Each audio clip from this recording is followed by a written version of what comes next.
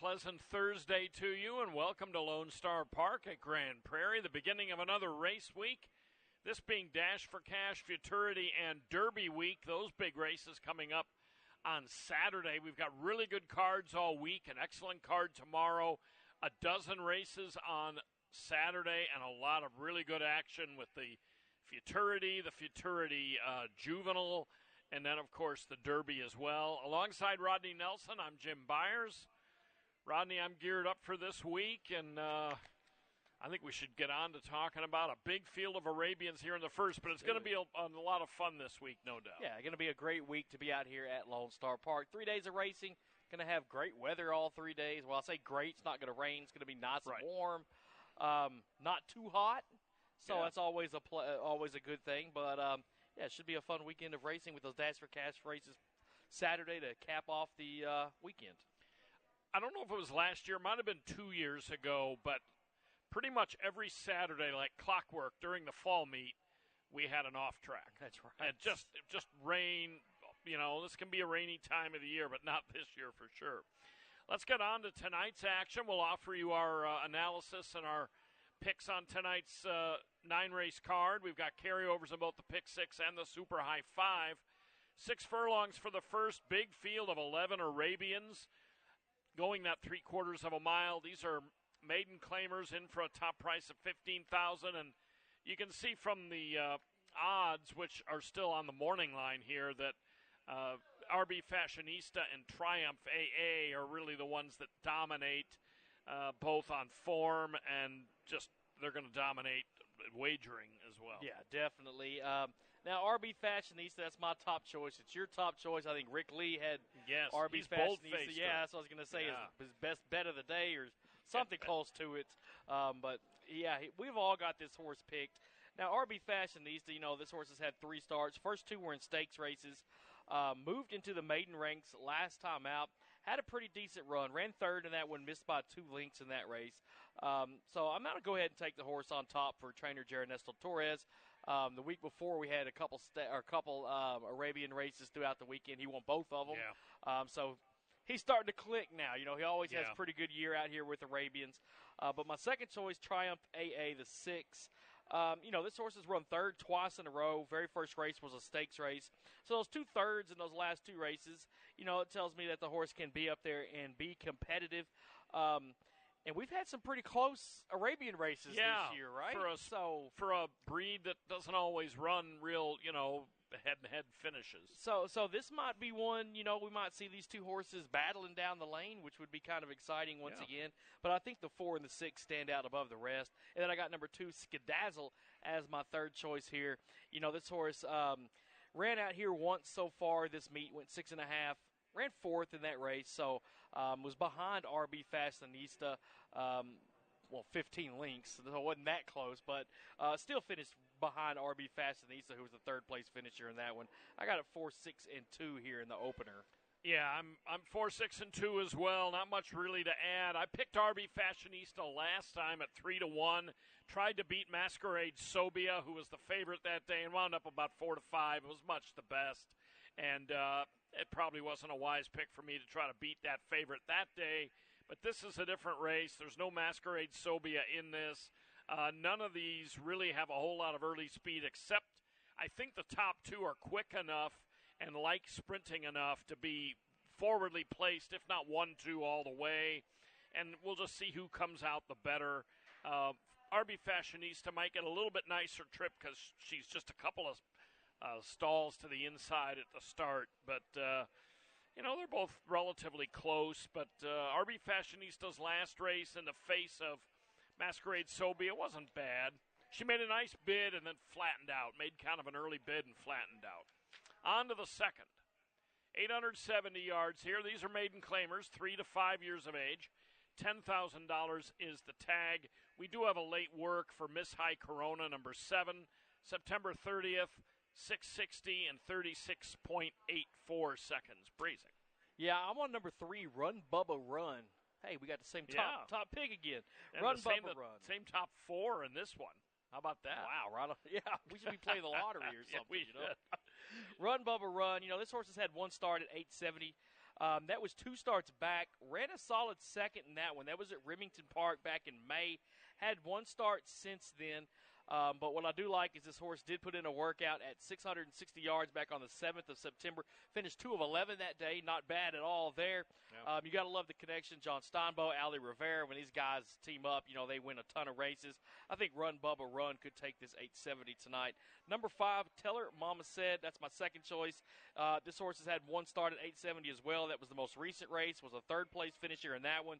If you look before that, this horse has gone 400 a couple times.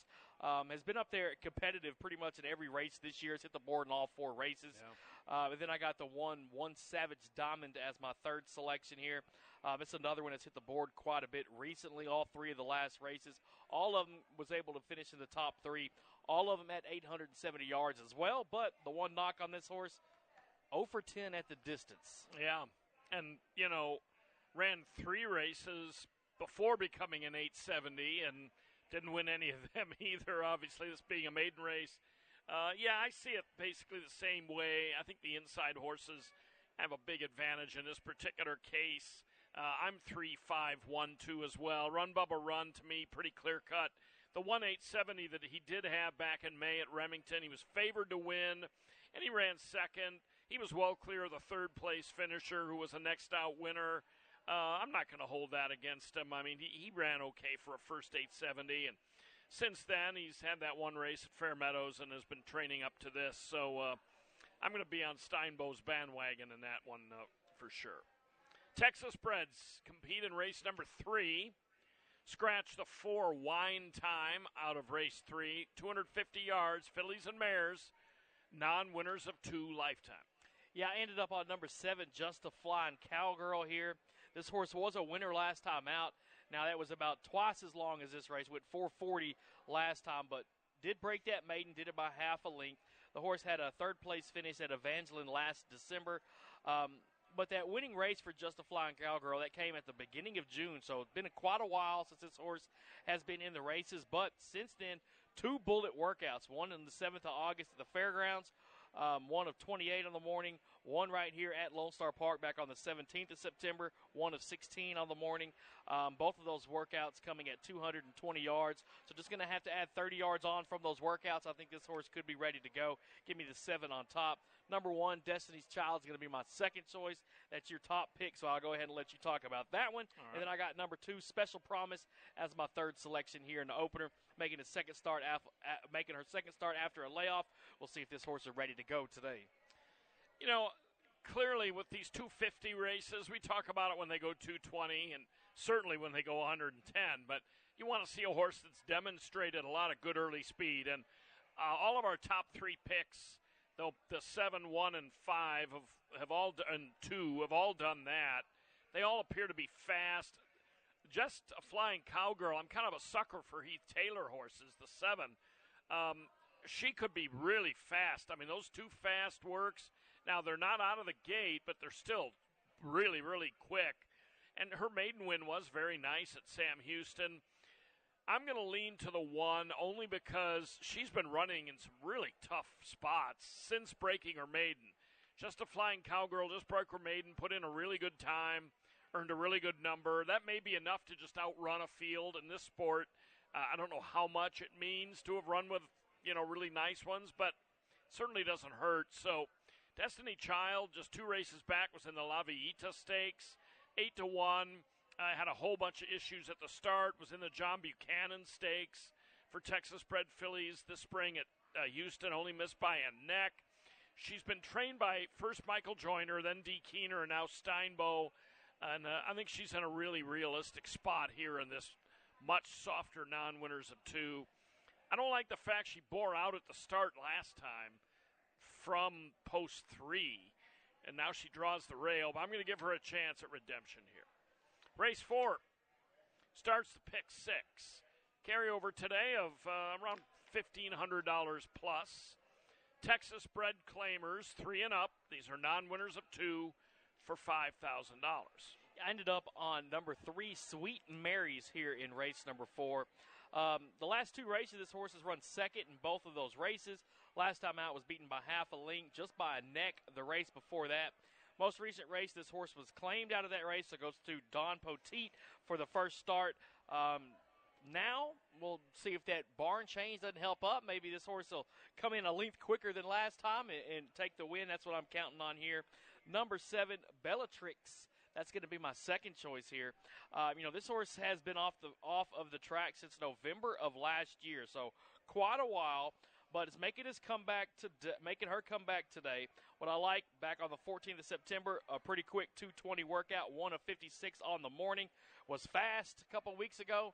We'll see if she's fast today. Yeah. And then I got number 2, PYC Streaky Time, as my third choice. This horse was close up last time, missing by 3/4 of a length. I'm putting a lot of faith in that last race because before that, this horse seemed to like to get beat a lot. But Jose Carrizales, a trainer, this one, he's got half a dozen horses in today. So good to see him have some horses back in here. I like him. But I got it 3-7-2 here in race number 4. What's the Kaufman High mascot the Lions, name? Baby, the Lions. There you go. You and Jose Carrizales. I was going to show video on Bandit at 3, number 1. That's my top pick.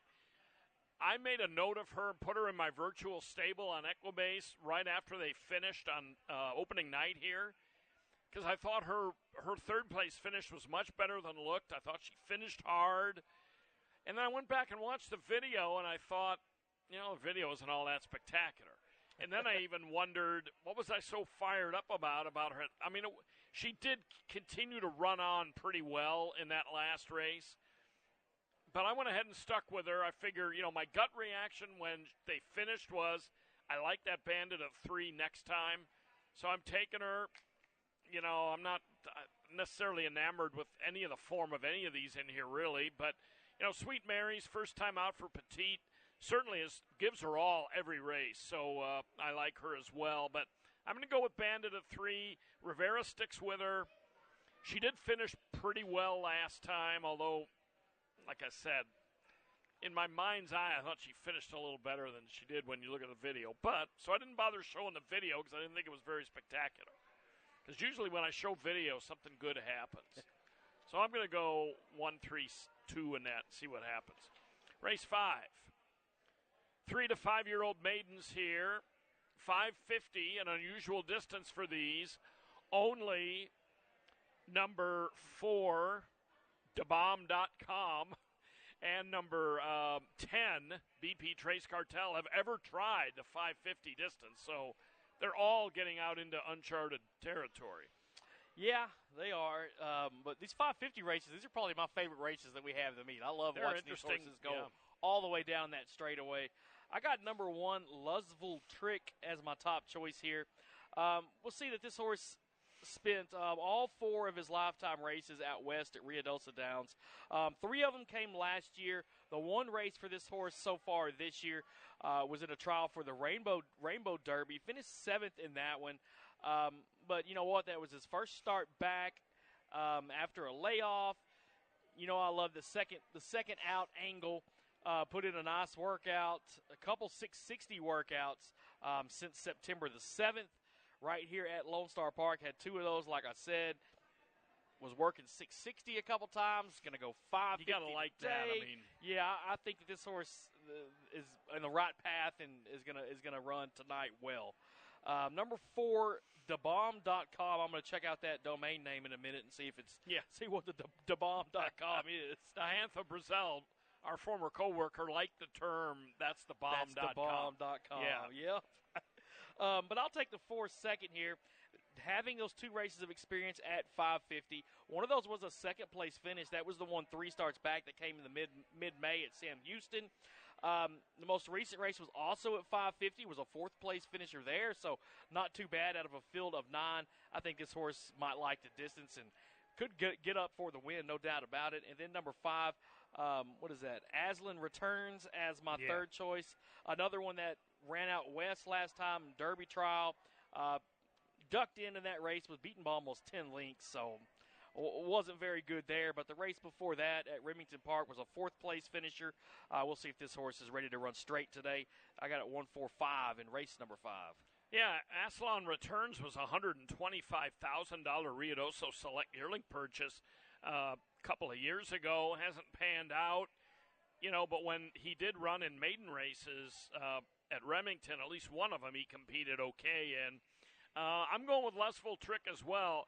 I did about a quadruple take when I saw Favorite Trick, the thoroughbred, as his sire. Now, Favorite Trick was the horse of the year back in 1997 in thoroughbred racing. He won every race as a 2-year-old. He was trained back then by Patrick Byrne. He was later trained by Bill Mott. He didn't have nearly as good a 3-year-old campaign. He went to stud, and then unfortunately he was killed in 2006.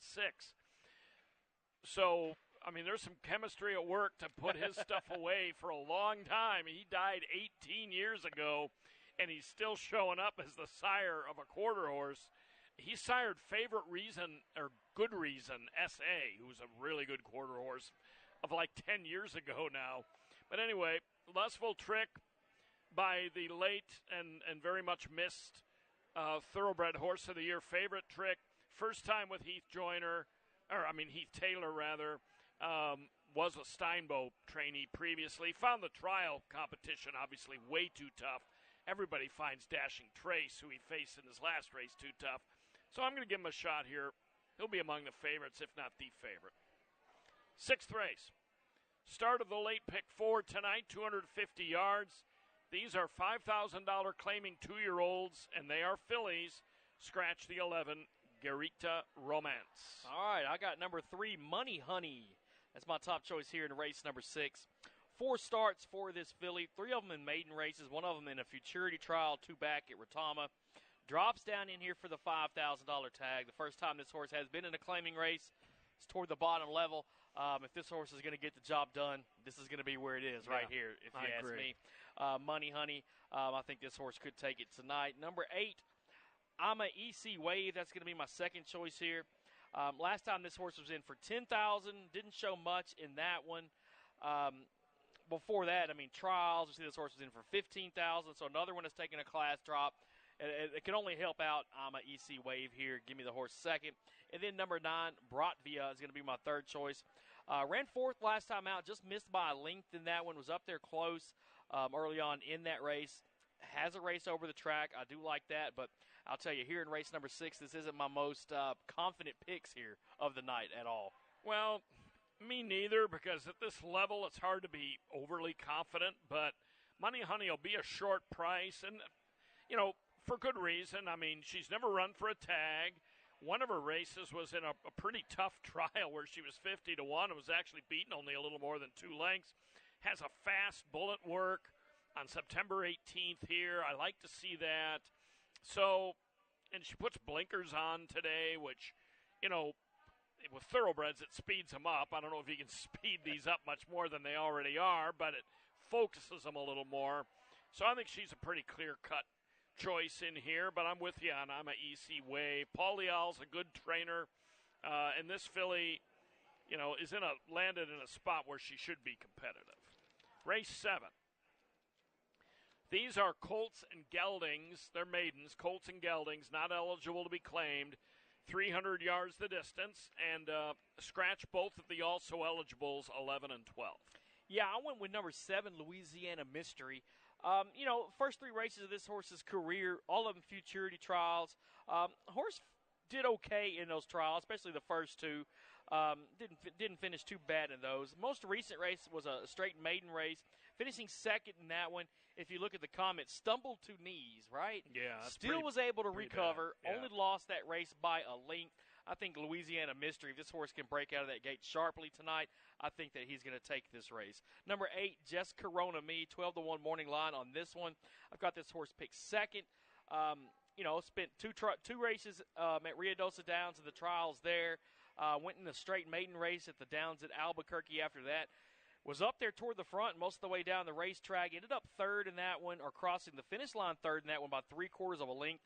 Got elevated to 2nd by the stewards in that one. So, 12-1 on John Steinbow, Ali Rivera combination. Yeah. I can't let a horse go off anywhere near that with those 2 guys. So I got to put this horse in my top 3. And then Lights of Marfa, the number 9, is going to be my second choice. This horse comes in here off a pretty nice race last time out. second place finish. That was in a maiden race at Rotama Park. Went 400 yards that day, so gets to cut 100 yards off of that, which this horse showed some speed in that last race. We'll see if this horse can duplicate that once again. Lights of Marfa is definitely going to be one to be reckoned with here in race number 7. I think there's 5 or 6 in here that I could realistically make pretty good cases for. This is a really good race. As far as Jess Corona, your second pick, I didn't use him, but Jess Sassme, the dam, has been very productive, and I think she was the one.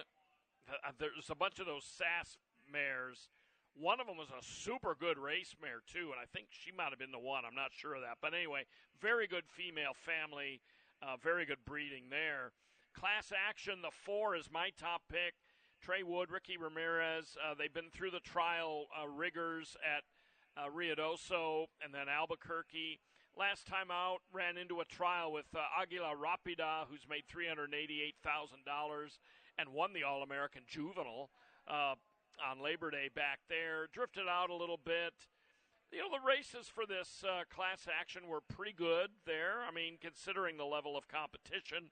The Wizard and I, number 1, ran into a horse named Heart of Gold V last time out. Heart of Gold V made the All-American Juvenile, ran 6th. You got to respect Michael Joyner horses. This horse came out of New Mexico bred ranks, and I thought put up a reasonably good account of himself in that All-American trial. And then Louisiana Mystery, your top pick, is definitely a huge contender, has generally always been highly regarded in the races that he's participated in. Louisiana bred, we've seen them run pretty well here this meet. So there's a bunch in there, or at least 4 or 5, that I could make pretty good cases for. Let's move on to the 8th.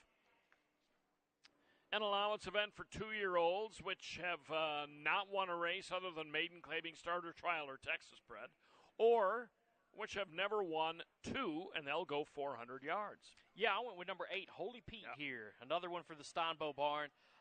Last 2 races, both of them were second-place finishes in trials out in New Mexico. The 2 races before that, both of those were wins. I mean, if you look at the maiden win for Holy Pete at Remington Park back at the end of April, won it by 2 3/4. Yeah. That's a nice margin of victory, if you ask me, at 330 yards.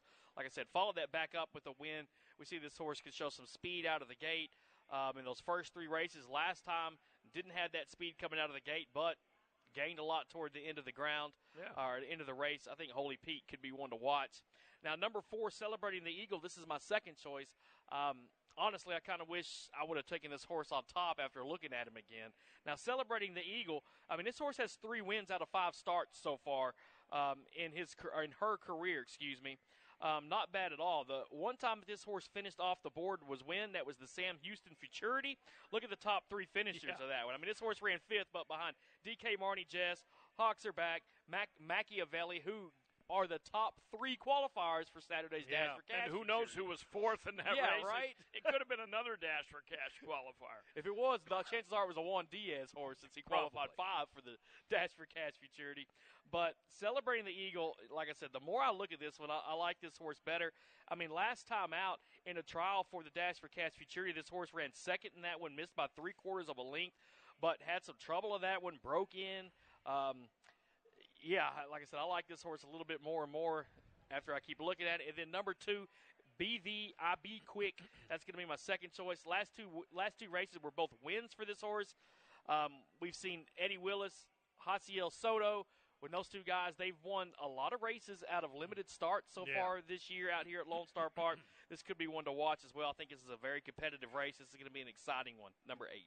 Yeah, super competitive. I'm scratching my head a little bit that I didn't move Celebrating the Eagle up in my pick somewhere, because obviously... See, I made a good case, right? Yeah, you did. I mean, the only race where he was off the board, he's facing those ridiculous 2-year-olds that are in the big race on Saturday.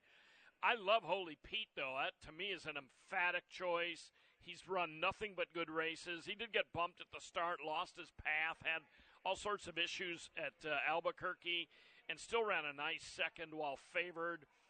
He's just otherwise been super impressive in all of his starts. I don't know why he couldn't be again today, even though this is a nice field. I took BVIB Quick as a second pick. Janessa Lee Muniz has a pretty heavy hand in here with the 3 and the 4. Both of them could easily win, and they're both drawn just absolutely perfectly. The track has been extremely fair all meet, but it's really nice to be drawn in that 3-4 hole. On to the 9th.